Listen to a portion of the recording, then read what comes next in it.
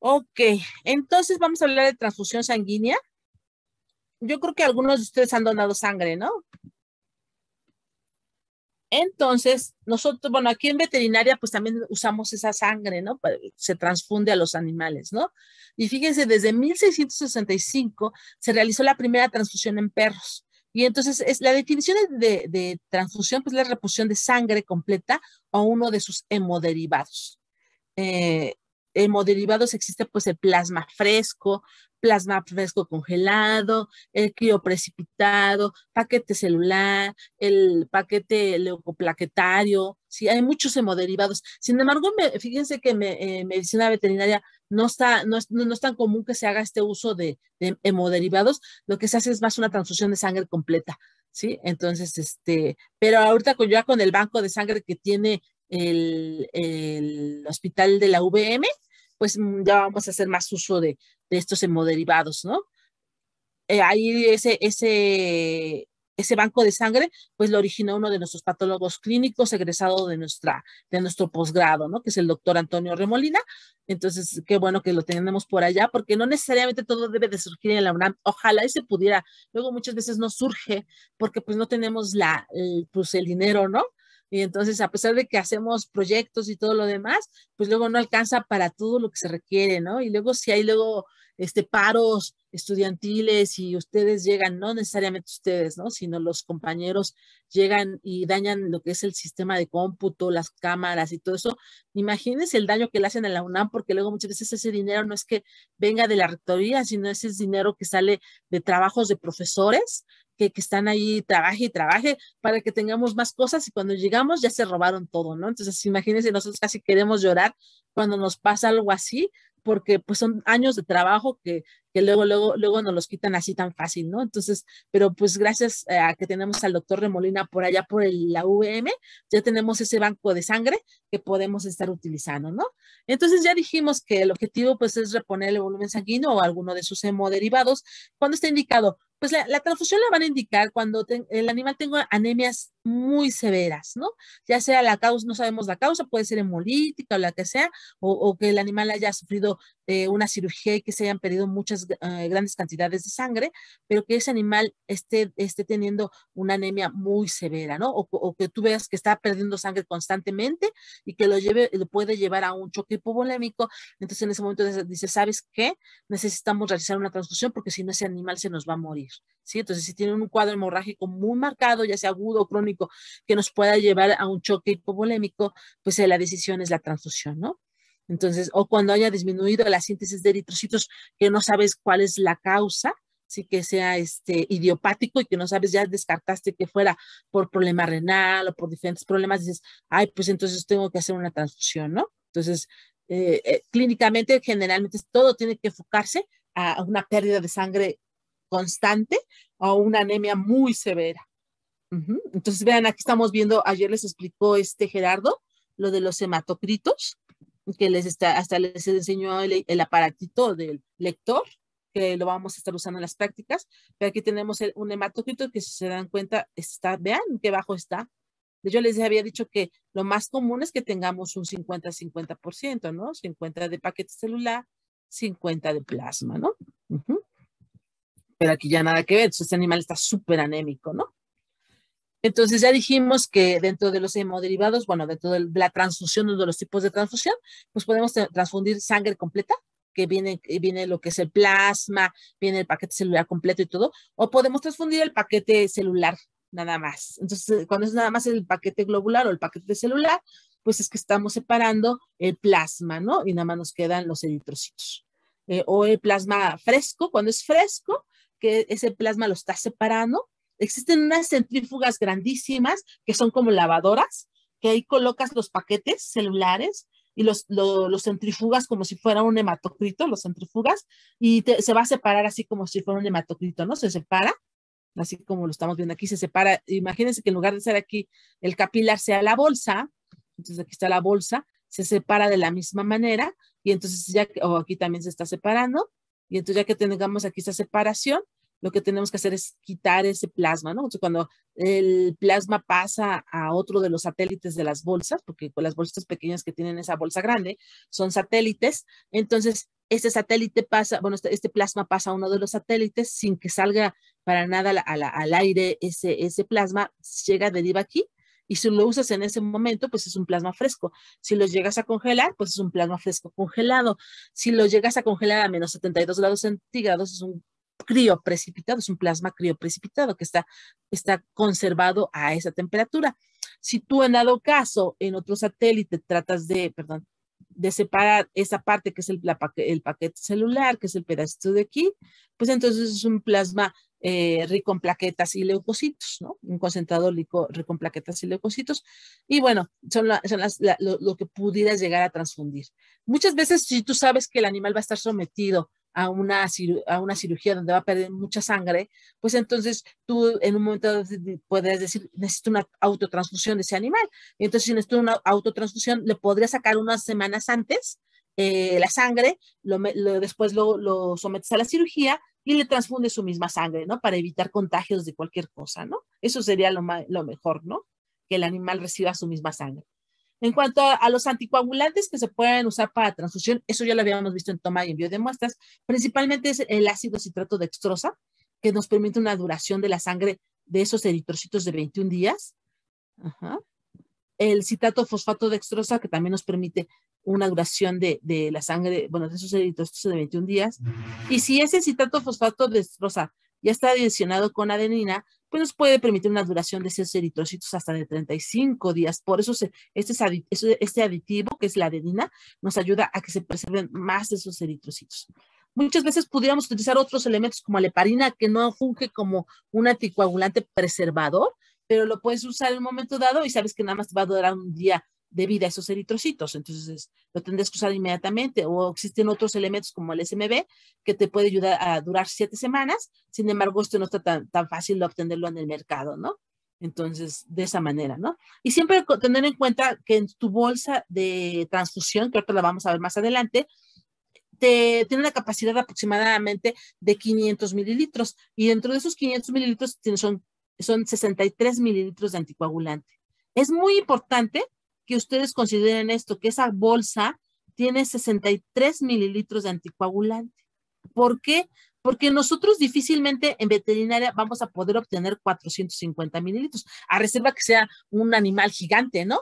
Vamos a obtener 200 mililitros. Y entonces, si obtienes 200 mililitros de sangre, pues tienes que hacer una regla de 3, tienes que poner en 450 mililitros.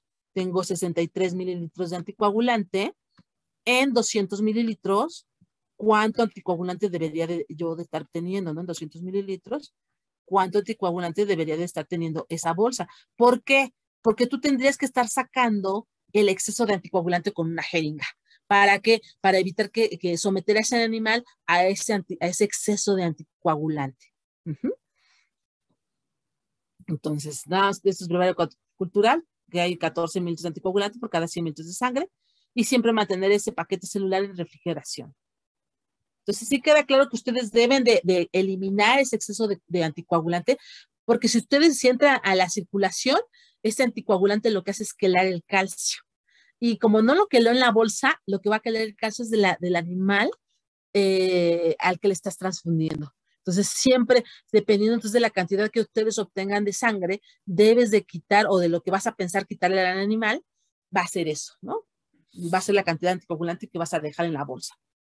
Entonces, dentro de los contenedores tenemos esas bolsas de plástico, no son bolsas cualquiera, son bolsas son unas bolsas de fácil manejo, son estériles, eso más siempre son estériles, ocupan poco espacio, no se rompen, evitan la adhesión plaquetaria. Además, se habla que estas bolsas son tan buenas que son como preservadores también, o sea, dentro de esa bolsa permite también que la bolsa se preserve mucho mejor el eritrocito.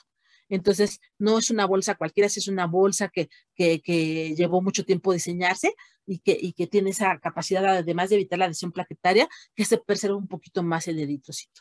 También se pueden llegar a utilizar jeringas pediátricas, que estas también son de uso humano. Entonces, generalmente también las bolsas son de uso humano, ¿eh? Por eso tenemos que quitar el exceso de ese anticoagulante. Entonces, las jeringas son para pacientes pequeños, son baratas también, se utilizan para transfusiones que se van a realizar luego en el mismo día, y que puedes utilizar heparina para esos animales, ¿no? Hace muchos años no teníamos bolsas pero yo no llegué a ver esto, ¿no? Pero se tenían frascos de vidrio, sin embargo, el frasco de vidrio lo que ocasionaba es que se adhieran las plaquetas y entonces nos daba un poquito de problemas. Pero hoy en día ya tenemos estos contenedores de plástico que aquí están, ¿no? Que pueden ser unitarios o pueden tener satélites, ¿no? Que son bolsitas que tienen como hijitas a un lado donde vamos a poner los hemoderivados. Algo más les iba a decir de los contenedores, pero es que déjame ver. No, creo que no, ahorita no me acuerdo. Bueno, entonces es importante conocer los grupos sanguíneos de los animales. Aquí les pusimos principalmente el del perro, el gato y el equino. No pusimos los de rumiantes ni los de cerdo, porque pues generalmente esos animales nunca les hacemos transfusión, esa es la verdad, ¿no?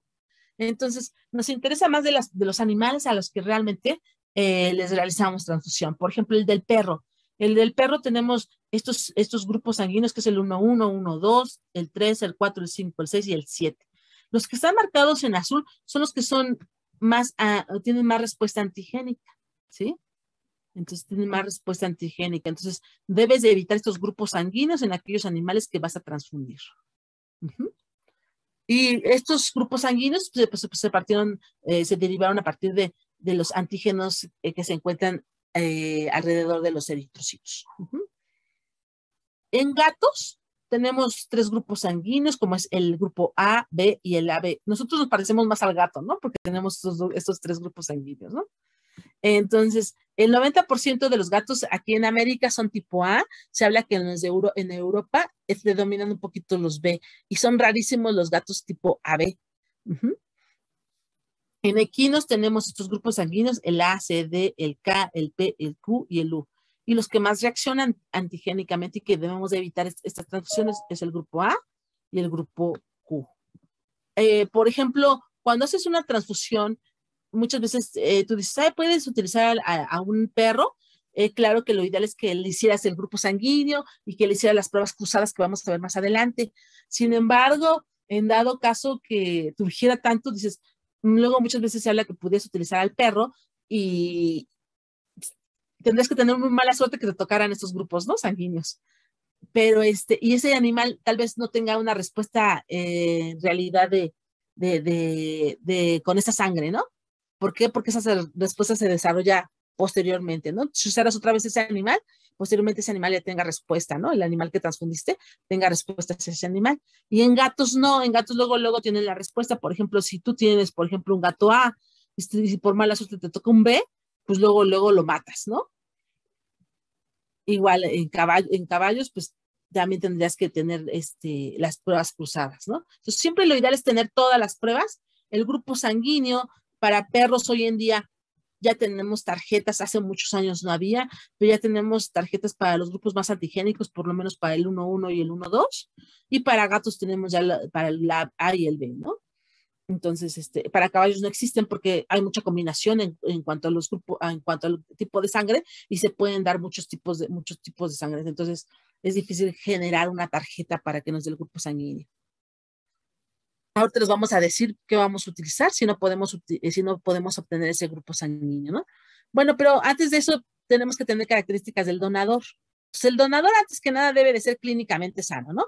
Muchas veces en pequeñas especies lo que hacemos es que tenemos un animal que ya les había explicado también Gerardo, que se ocupaba mucho a los animales galgos y todo ese tipo para transfusión por el hematócrito que tiene, ¿no? En dado caso que no tengas este tipo de animal, pues puedes tener un animal que alguien lo proteja, lo cuida, lo alimente, le lleve a hacer sus vacunaciones, lo tenga con su récord súper bien, que sepa que ese animal sea negativo a todas las enfermedades endémicas del lugar, que le hayan hecho su grupo sanguíneo que sea negativo al 1-1, 1-2 y al 7, que esté operado si es hembra y macho también, que sea un perro no tan grande ni tan viejo, que sea dentro de los 1 a 8 años, que esté vacunado, que sea dócil, que por lo menos el peso sea de 27 kilogramos, que su hematócrito esté bien, aproximadamente de 0.40 litros por litro, que todo esté hecho ahí bien, ¿no? Entonces, eso es lo que muchos hospitales tienen, que es un animalito, que alguien lo resguarda, está en una guardería o alguien lo cuida y ese animalito cuando se requiere la transfusión, pues se le habla, ay, traigan a fulanito, ¿no? Y ya viene el fulanito porque ya sabe que le van a sacar sangre, ¿no? Y hasta se deja porque ya sabe que le van a sacar sangre, ¿no? Muy bien. Y en gatos, híjole, en gatos sí es más difícil. No, no, no. Es que luego en gatos dicen, fíjense, dicen, tiene que ser un animal dócil. A ver, ¿cuántos gatos hay dóciles? Yo creo que son contados, ¿eh? Pero, y venas accesibles, bueno, vacunas vigentes y todo eso, y que sea operado, pues eso lo puedes tener y que sea negativo también a las enfermedades del gato, como leucemia viral felina, como SIDA, micoplasma, peritonitis, que su hematocrito esté bien a partir de 0.35 litro por litro, que sea, aparte quiero un gato pesado, ¿no? A partir de 3.5, que no sea gordo, pero que sea pesado, que tenga hábitos caseros, ¿no? Entonces luego en gatos, hijo, cuesta mucho trabajo, ¿no? Siempre hay que estarlos anestesiando, ¿no? Porque no se dejan fácil, ¿no? Ser donadores. Y en equinos, pues en el equino de preferencia que sea hembra para evitar el problema de la histoeritrolisis neonatal, que es un caballo joven, también negativo a todas las enfermedades endémicas como anemia infecciosa equina, babesia, todas las enfermedades endémicas, que sea un animal que tenga su récord bien, sus vacunas, su alimentación, su peso, etcétera, todo esté bien, ¿no? Entonces, en equino así debe de ser, ¿no? Ya tengo yo a mis animales que yo ya elegí, para ser donadores. Y entonces la decisión de transfusión, ¿qué va a ser? Pues ya les dije que los animales tengan un hematocrito tengan una anemia muy severa o que tengan un hematocrito muy bajo, ¿sí? O aquellos animales que tengan hemorragias activas que no has podido solucionar y que tú quieres evitar un choque hipovolémico, ¿no? Ok, cuando vas a obtener la sangre, de preferencia la sangre se obtiene de vena yugular o nosotros luego no tanto de yugular en gatos, ¿eh? Pero en perros generalmente es de la cefálica, ¿sí? O de la femoral, de la arteria femoral también. Entonces son vasos sanguíneos también que pueden ayudar, ¿no?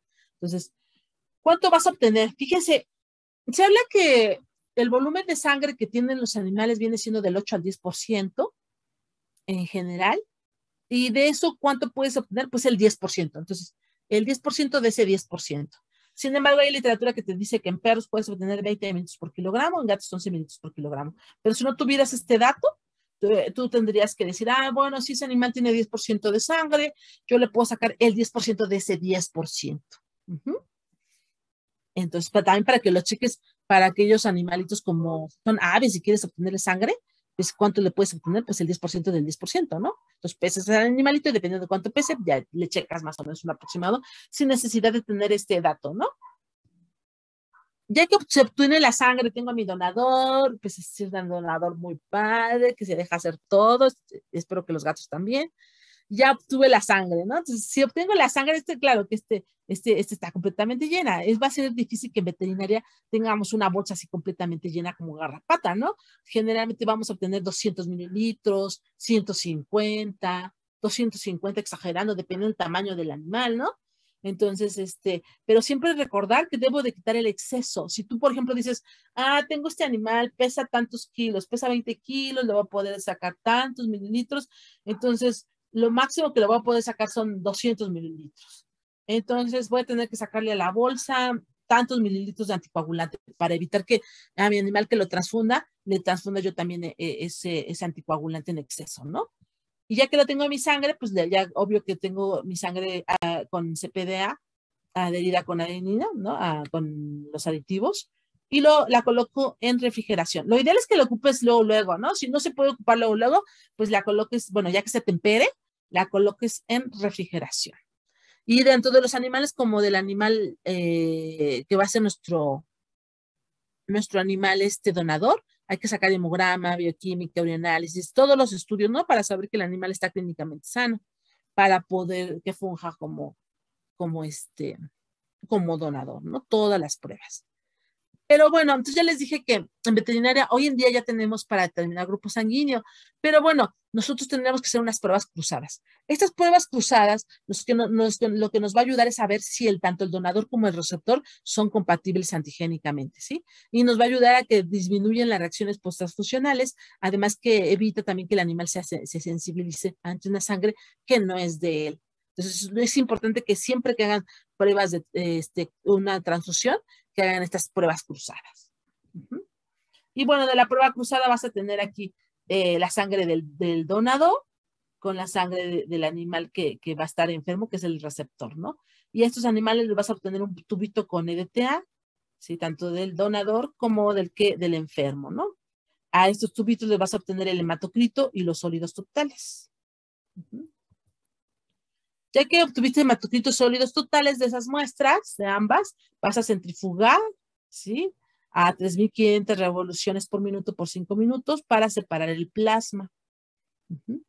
Separo el plasma con una micropipeta y lo coloco en un tubito de ensayo. Siempre rotulando tanto quién va a ser el donador y quién va a ser el receptor. Sí. Ya que rotulamos, vamos a hacer esas pruebas cruzadas, pero antes tenemos que lavar los eritrocitos. ¿Sí? Esos eritrocitos, ¿cómo se lavan? Yo quité mi plasma y entonces al quitar el plasma voy a sustituir ese plasma con solución salina fisiológica. Entonces, ¿qué cantidad de solución salina fisiológica voy a colocar? Pues aproximadamente lo que quité de plasma. Y voy, ya que coloqué la solución salina fisiológica, mezclo 3 ocasiones. 1, 2, 3. O sea, unas 4 o 5 ocasiones mezclas y vuelves a centrifugar. Centrifugas nuevamente. Y ya que centrifugas, obvio que no se va a separar, pero no va a ser un plasma real. Se va a separar una solución salina fisiológica sucia. Entonces la separas en un vial que ya tú lo hayas considerado, que digas, voy a separar eso. Ya lo separas y ya que separe, vuelvo a hacer este lavado otras 2 ocasiones más, hasta que cuando centrifugues te quede la solución salina fisiológica lo más clarito que se pueda. Si tú sabes que las 3 ocasiones todavía te queda medio rojizo, entonces vuelve a hacer otra vez ese lavado. Entonces, ese lavado tiene el fin de como quitarle el eritrocito todo lo que no le pertenece, ¿sí? De la membrana le quita como si lo estuviera barriendo y cepillando, le quita al eritrocito todos los antígenos, todo lo que a él no le pertenece, ¿sí? Y entonces ya que hice mi lavado por lo menos 3 ocasiones, ya tengo, y se hace lavado tanto para el donador como para el receptor. Voy a hacer una suspensión de esos eritrocitos lavados, ya sea al 2 o al 4%. Lo podemos hacer al 2 o al 4. Si es al 2, pues voy a colocar 0.02 mililitros de eritrocitos lavados en 0.98 mililitros de solución salina fisiológica. Si es al 4, pues 0.04 mililitros de eritrocitos lavados en 0.96 mililitros de solución salina fisiológica. Entonces hago esa suspensión y ya que hice la suspensión, ahora sí se hace la suspensión tanto del donador como del receptor. Ya que hice esa suspensión, ahora sí voy a hacer mis pruebas cruzadas, que va a ser mi prueba cruzada mayor. Esa prueba cruzada mayor pues va a detectar anticuerpos del receptor contra los eritrocitos del donador. Y entonces, ¿qué va a hacer? Que a el plasma del enfermo o del que va a recibir esa sangre, le voy a colocar eritrocitos del que dona. Entonces voy a colocar.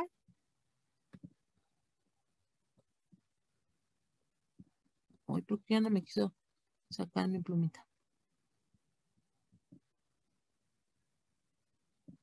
Ok. Entonces, a ese plasma del que va a ser el enfermo, le voy a colocar eritrocitos del que dona. ¿Cuándo? Pues haciendo una dilución 1 a 1. Esto es como 1 a 1, puede ser 2 gotitas del plasma del plasma del enfermo o del que va a recibir, más 2 gotitas de esa suspensión que habíamos hecho de eritrocitos del que dona. Digo 2 gotitas para hacer esa dilución 1 a 1, ¿no?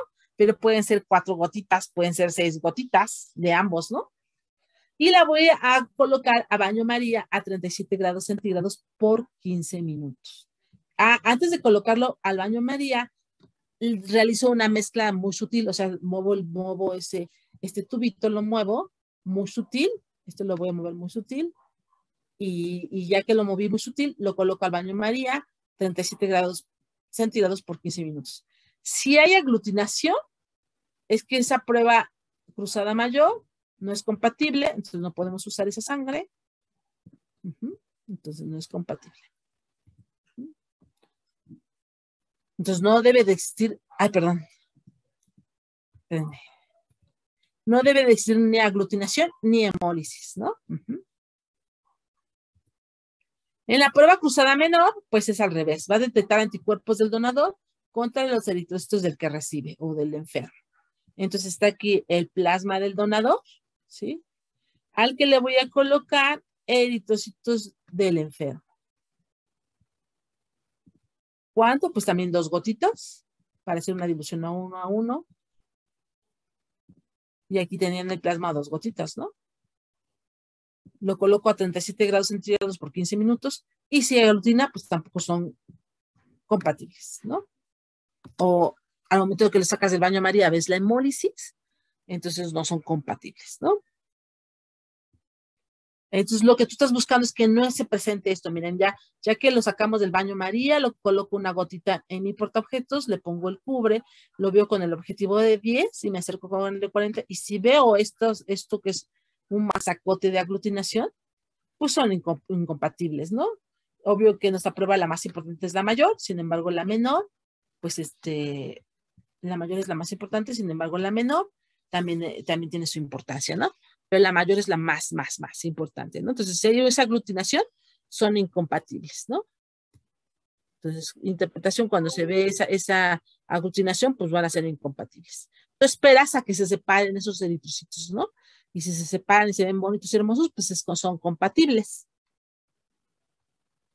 Hay una prueba que es la prueba cruzada control, que son eritrocitos del que recibe contra el plasma del que recibe. Si se dan cuenta, es el mismo animal, ¿no? Pero es por si tú rotulaste bien todo. Y también haces una dilución 1 a 1, lo colocas a 37 grados centígrados por 15 minutos. Y vean, aquí no se ve nada de aglutinación, están separados los eritrocitos. Este está separado de entonces aquí, pues obvio que es compatible porque pues es la sangre del mismo animal, ¿no? Imagínate que te saliera aglutinación. Quiere decir que rotulaste todo mal, ¿no? Entonces, sí quedan claras las pruebas cruzadas, tanto mayor como menor y la control. Sí, profesora. Muy bien, entonces deben de ser compatibles, ¿no? Esto es no debe de existir esa aglutinación, se deben de separar bien esos eritrocitos y ya sé que yo entonces la sangre la puedo utilizar, ¿no? Y bueno, la aplicación ya que vimos, ya hicimos las pruebas cruzadas y todo lo demás, sabemos que se puede utilizar esa sangre. ¿Cómo la voy a colocar? Pues la puedes colocar desde la vena safena, ¿sí? También la puedes colocar a nivel intraperitoneal, esto principalmente en animales jóvenes, en cachorritos, como en gatos, ¿no? Cuando la venopunción es muy difícil. Intraóseo también se puede colocar, también a nivel de la fosa trocateriana del fémur, en el tubérculo mayor del húmero, ¿sí? Pero lo más común es que sea a nivel de vena, ¿no? Vena safena. Entonces, y las demás vías, pues es cuando los animales son jóvenes o son muy pequeñitos, ¿no? Donde las venas no son accesibles. Entonces, siempre que, si la sangre la ocupaste inmediatamente, pues qué padre, ¿no? Ya la estás ocupando y no hay problema, ¿no? Si la refrigeraste y después lo vas a usar, pues se tiene que atemperar, ¿no? Entonces tienes que colocar un baño María y poco a poco atemperar esa sangre, ¿no? Nunca colocar al microondas porque pues destruyes todas las células, ¿no? ¿A qué velocidad? Pues 5 mililitros por kilogramo por hora. Eso va a variar también dependiendo de la especie, ¿no? Pero antes de esto, déjenme decirles, se le pone aquí, creo que tiene una fotito. Aquí, mira.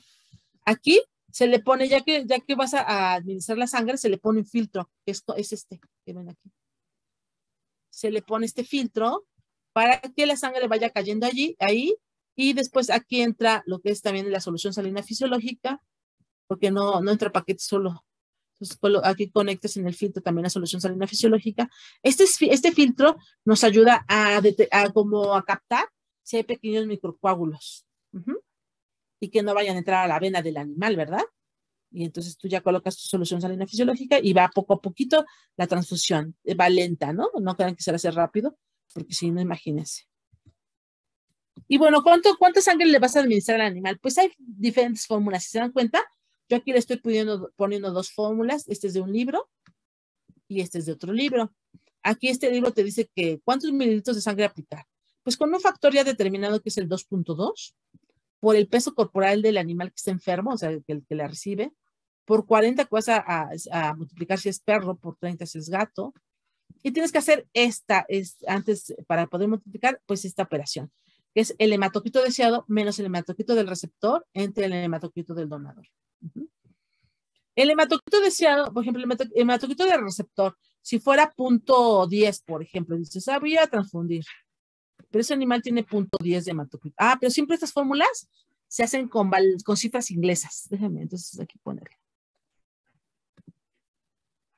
Se hace con cifra inglesa, no se hace con la internacional, porque estas fórmulas se hicieron exactamente para cifras inglesas. Entonces pónganle que ese animalito tiene 0.10 de hematocrito, pero entonces decimos que tiene 10. Y siempre que el hematocrito deseado no lo vas a querer subir al mínimo de referencia, ¿verdad? Vas a subirlo 10 unidades nada más. Entonces 20. Y el hematocrito del donador, pues dijimos que por lo menos tenía que estar en 45, ¿no? Entonces tú haces esta operación y entonces multiplicas esto por esto, por esto y por esto, por todo esto lo que te salga aquí. Y lo que haces es ya tienes tus mililitros de sangre que vas a administrar al animal, ¿sí? La otra fórmula que dice el otro autor, pues es el peso corporal del animal enfermo, por 90 si es perro, por 70 si es gato, y es la misma operación. Hematocrito deseado menos el hematocrito del receptor entre el hematocrito del donador. Lo mismo que acabo de decir, ¿no? Entonces, siempre que se transfunde la sangre, se utiliza solución salina fisiológica al 0.9%, que para que la sangre no entre como así como en totalidad, ¿no? Sino que vaya con un poquito diluida. Y se supone que ya hiciste tus pruebas cruzadas y todo, tú esperes que no tengas ningún problema, pero entra de diluida para evitar si algún problema de una reacción post-transfuncional, ¿no? Que vamos a ver cuáles son. No utilizamos Harman porque ese puede ocasionar que el calcio se ionice en un momento dado, no favorece alteraciones en la transfusión, ni dextrosa también porque ocasiona aglutinación y hemólisis de los eritrocitos, ¿no? Y bueno, ajá. Una pregunta, entonces, ¿cuál de las dos sería más factible o eso no se va a preguntar en el examen? No te la preguntan, esto ya es para clínica. Si no te preguntan, deme la fórmula que se acuerda usted. No te preguntan. Aquí te van a preguntar pues los tipos de anticoagulantes y todo lo demás, ¿no? Pero aquí tú puedes utilizar como clínico la que a ti más se te acomode, o sea, la que a ti se te haga más apropiada, ¿no? Ahora sí que ¿cuál? Pues las dos, fíjate que al fin y al cabo las dos te van a sacar como valores muy similares, ¿no? No varía mucho, pero entonces tú ocupas la que más se te acomode a ti o con la que te acuerdes más, ¿no? Uh-huh. Gracias. ¿Sí queda claro? Sí. Muy bien. Entonces, fíjense, aquí viene un cuadrito en donde como les sintetizan qué hemoderivados se pueden utilizar, cuándo están indicados y qué contiene cada hemoderivado. Por ejemplo, yo les dije que en veterinaria generalmente ocupamos sangre completa. Sangre completa, pues tiene pues todo, ¿no? Todas estas plaquetas, lo que son paquete celular, lo que es leucocitos, todo, ¿no? Tiene plasma, tiene todo, ¿no? ¿Y cuándo está indicado? Pues está indicado para choque hipovolémico, para hemorragia activa, para anemia no regenerativa constante, que ya descartaste todas las causas, anemia hemolítica inmunomediada severa, trombocitopenias marcadas, ¿sí? El plasma fresco congelado, pues tiene principalmente factores de la coagulación y está indicado principalmente para la expansión de volumen, hipoproteinemia, deficiencia de algunos factores de la coagulación, coagulación intravascular diseminada, hemofilia A, factor de enfermedad de von Willebrand, ¿sí? El paquete de eritrocitos, pues nada más tiene eritrocitos. Y nada más se puede ocupar para anemia, para problemas de insuficiencia renal crónica. El crioprecipitado, que es aquel plasma que preservamos a menos de 72 grados centígrados, pues principalmente se van a preservar algunos factores de la coagulación que requieren esa congelación, ¿no? Como el factor 8, el factor de von Willebrand, el fibrinógeno, el factor 9, el factor 11, el factor 13, y lo vamos a ocupar en deficiencias por enfermedad de von Willebrand, hemofilia A, ¿sí? Deficiencias de algunos factores específicos como el fibrinógeno, ¿sí?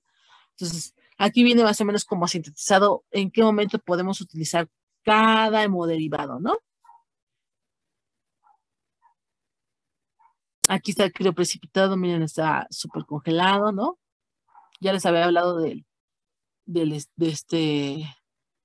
los contenedores, ¿no? De la bolsa, del filtro. Y ahora sí, lo que también nos importa a nosotros, las reacciones post-transfusionales, ¿no? Generalmente pueden ser inmunomediadas, ¿no? Cuando son inmunomediadas pueden ser agudas y tardías. y generalmente si son inmunomediadas, pues nos pueden derivar una anemia hemolítica. Recordar que esa hemólisis puede ser tanto intravascular como extravascular. Cuando es extravascular, pues se lleva principalmente en hígado y en vaso, y cuando es intravascular, pues se lleva lo que es en vaso sanguíneo, ¿no? Pues cuando es aguda son los primeros 3 días y tardía puede presentarse hasta los 21 días, a partir de los 3 días hasta los 21 días, ¿no? Tú esperas que no te pase nada de eso, ¿no? No inmunomediadas, pues puede ser la hipotermia. Esto es que quiere decir que tú llevaste la bolsa al refri, no la temperaste y la administraste hacia el animal, y entonces el animal entra en hipotermia muy marcada. Y mucho cuidado en animales jóvenes, porque un animal joven que generalmente son hipotérmicos y más cuando están enfermos y le administras sangre hipotérmica, pues los matas, ¿no? Se murió por el veterinario. Entonces, dentro de las no inmunomediadas, pues tenemos enfermedades como babesia, que no hayas, el donador no te hayas fijado que estaba contaminado con babesia y contaminaste al animal, ¿no? Entonces, eso sería lo más triste porque son situaciones de manejo que nos corresponden a nosotros, ¿no? Como médicos y médicas veterinarias, pues valorar que esa sangre, realmente ese animal esté libre de todo, ¿no? Imagínate, es como no te gustaría tú irte al hospital y que salga acidoso gratis y por culpa de una sangre, ¿no? No es porque digas, ay, yo no quiero ser sidoso ni nada, sino qué mala suerte, pues que me transfirió una sangre que estaba contaminada, ¿no? Igual piensan los animalitos, imagínense, que han de decir, oye, pues, ¿qué te pasó? ¿Por qué no le diste un récord adecuado a ese animal, ¿no? Yo sé que necesitaba una transfusión, pero tampoco no friegues, ¿no? Entonces, siempre que manejen a los animales, piensen que los están manejando ustedes, así como manejan a los animales, piensen que así los que ustedes cuando estén en un hospital quieren ser manejados, ¿no? De la misma manera. Y aquí puse algunas, ¿no? Pero, por ejemplo, aquí si dejas el exceso de anticoagulante, ese exceso de anticoagulante quela el calcio del organismo, ¿no? Y entonces el animal entra en hipocalcemia, sufre convulsiones y se puede morir de una convulsión, ¿no?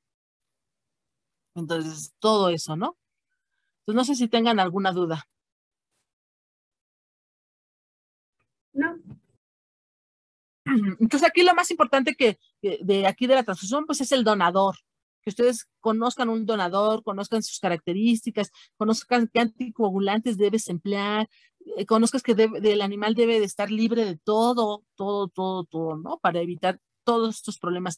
Obvio que esta clase de transfusión sanguínea, pues si los que vayan para pequeñas especies, pues la van a volver a retomar, porque es algo que hacen, digo, no lo hacen todos los días, pero lo hacen muy comúnmente, ¿no? En la clínica de caballos también se hace, tampoco se hace tanto así como todos los días, se hace un poquito menos que en pequeñas especies, pero también se realiza, ¿no? Entonces, ustedes toman en cuenta que también lo van a realizar, ¿no? Y que todos esos animales siempre considerar las características del donador.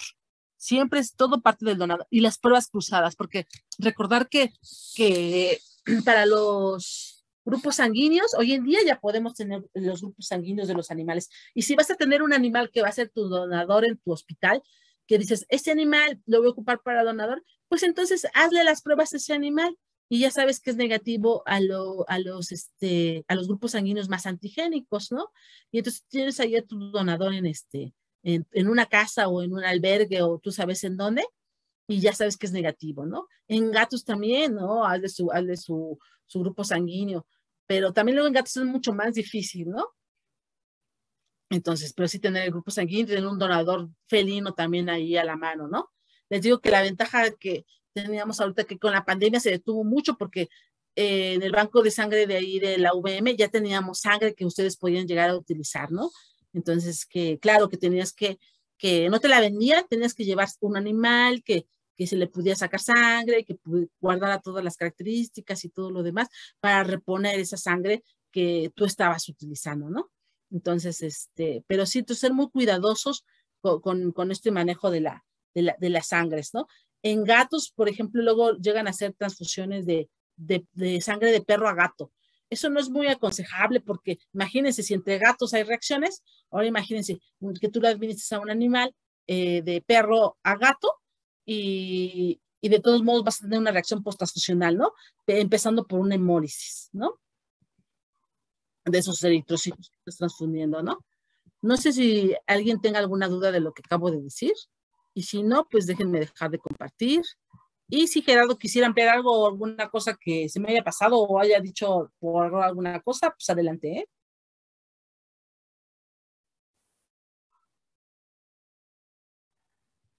Entonces, si no tienen dudas, chicos, dudas. No. No, doctora. Perfecto. Yo sé que no está hablando, que bueno. Entonces ya, por el día de hoy, entonces terminamos, empiecen a estudiar pues todo lo de, ya se están juntando los temas. Tenemos todo lo de las clasificaciones de la anemia, tenemos toda la clasificación de la eritrocitosis, tenemos la clasificación de la inflamación, tenemos ahorita lo de los anticoagulantes de transfusión, el donador felino, el donador canino, el donador tal, tenemos todo eso, las pruebas cruzadas, los conceptos y todo lo demás, los fundamentos de las mismas. Pues todo eso, más el formulario, ya se lo deben de saber. ¿Sale? Entonces, ¿por qué? Porque ya la siguiente semana vamos a tener la clase de hemostasia y el viernes van a hacer casos clínicos. Entonces, para la siguiente semana, para el jueves va a ser, Gerardo les va a abrir el tema de hemostasia para que ustedes lo suban. Y el viernes no van a mandar mapa mental, pero van a ver casos clínicos. Quizá Gerardo les deje un caso clínico de tarea, alguna cosa para que ustedes lo hagan, ¿no? Esto es del jueves para el viernes, ¿no? Para que ya lo estén revisando. No sé si ya no tienen ninguna duda, pues entonces coman rico y nos vemos el día jueves.